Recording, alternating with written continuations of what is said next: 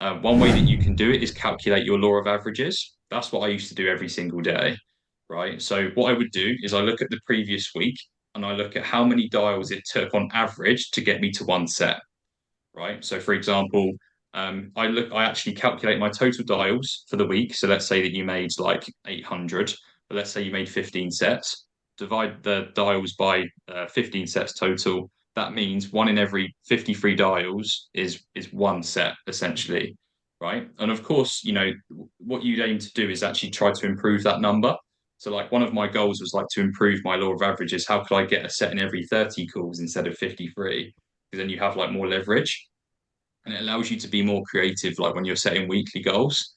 So you can look at your law of averages, say, right, I'm setting one in 53. What different ways could I do to actually get that to one in 35 or one in 40, And it's a gradual thing as well, guys. You don't want to jump straight to one in 10 dials. Like that's obviously nuts. But it doesn't just have to be your skills. It can be, right, what lead sources am I hitting? If I went a bit warmer, would that mean I could get them in less dials? Thinking a bit outside the box there as well. So that's one way I would do it. And day by day, I would do the same thing as well. Like, what was my law of averages for the day? Right.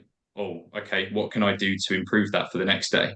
Right. Well, what lead sources can I hit? What different things can I do with my approach or my calls? Can I ask Taylor any questions about the day that I was struggling with? Right. You can always just use the resources you have around you. But it's quite honestly all about the questions that you ask yourself at the end of that day that determines how well that next day can be set up.